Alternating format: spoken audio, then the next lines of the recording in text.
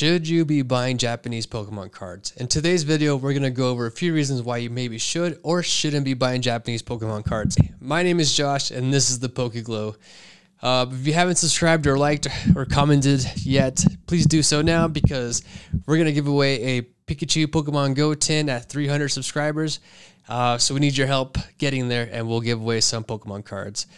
So I actually compromised a list, or compromised, no, not compromised, composed a list of pros and cons on why maybe you should or should not buy Japanese Pokemon cards.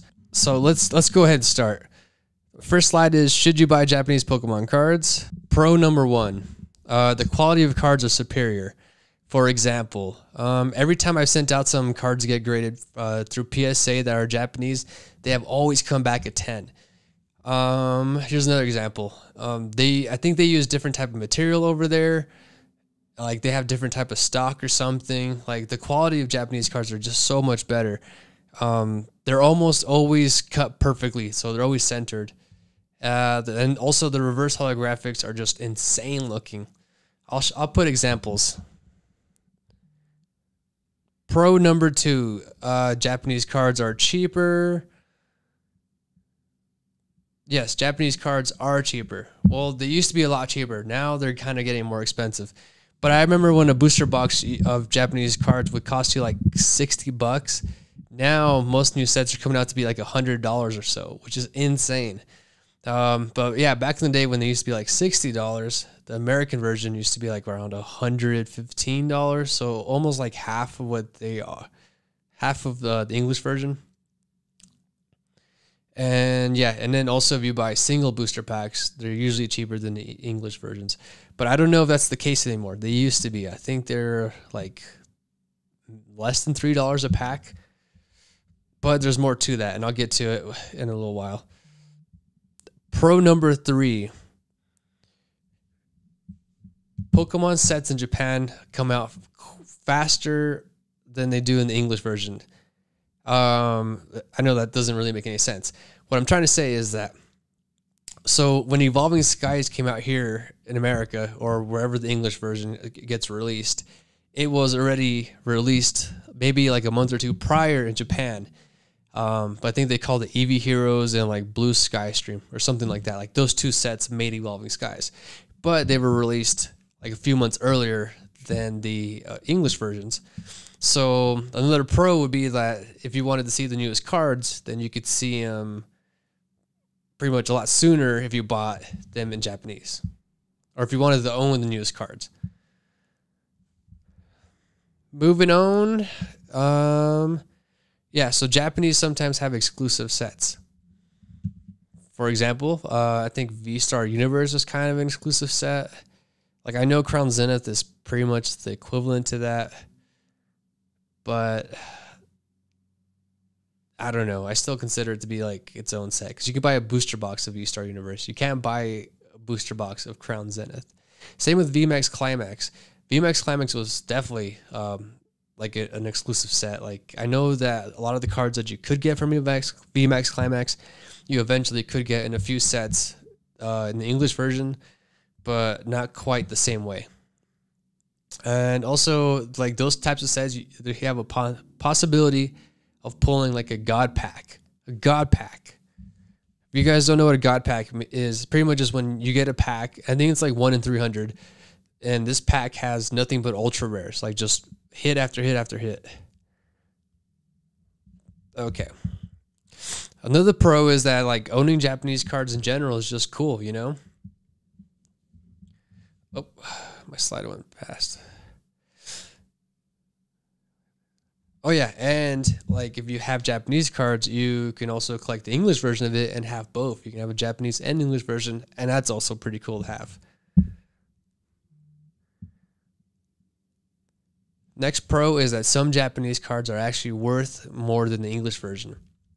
An example is, so the Umbreon VMAX Alt Art is almost worth double than the Japanese version. Why is that? I don't know.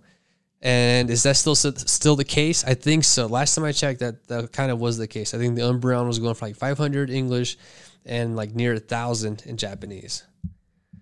And a lot of trainer cards are worth more. I actually just saw a TikTok video about this, that in Japan, like, I think they like collecting like the girl trainer cards.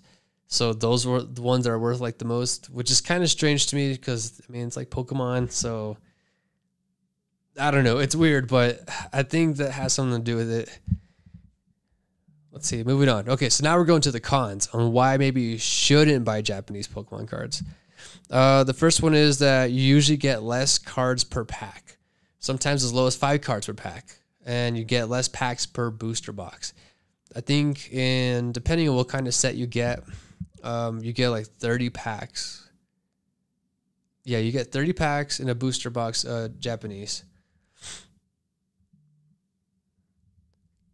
The next con is kind of obvious. They're in Japanese. So if you can't read Japanese, you won't be able to understand what's written on it. And if you don't read Japanese and there's a Pokemon that you've never seen before, you won't know its name. Happens to me all the time when I'm doing like Japanese Pokemon card openings. The next con is that they can actually be harder to sell. Actually, most cards are harder to sell, minus some of the chase cards. There's been a few times where we actually put things on eBay, like Japanese cards, and they just have never sold. Like I think they're still there right now. Yeah, I imagine they're harder to sell. One, because you're here in America, and if you can't read it, you can't use it. And I think maybe, I don't know what the rules are, but maybe you can't use Japanese cards against English cards. So pretty much probably just no one's buying them because they can't use them competitively. Next con. This one really kind of sucks. So if you bought a Japanese booster box, the full arts in that booster box, they're considered secret rares. Why is that bad? Well, let me tell you. You're guaranteed 1 secret rare per Japanese booster box. So if you end up pulling a full art, that's counted as the secret rare. So if there's alternate arts or some other type of cards in there that are, secret rares, you won't be able to get it because you pull that full art. So it takes its place. And that's pretty much all I have for you guys. So I gave you guys a few pros and a few cons and maybe why you should or shouldn't collect Japanese cards. In my personal opinion, I think it all just depends on what kind of collector you are. Like me, for example, if you look behind me, I have tons of Japanese stuff. I'm just like infatuated by Japanese culture. Like my whole tattoo sleeve is pretty much Japanese style. And I personally love owning a little bit of each, even though I know there's not as much value, I think, in Japanese cards. And, but there is too at the same time. I don't know. Should you get some? I think so. Should you buy a bunch? Depends on what kind of collector you are. But anyways, thanks for joining me here. Don't forget to like, subscribe, and comment because we're going to do that giveaway at 300 subscribers. And we keep on getting subscribers. So help us boost the algorithm. And yeah, we'll give those away. And I'll see you guys next time.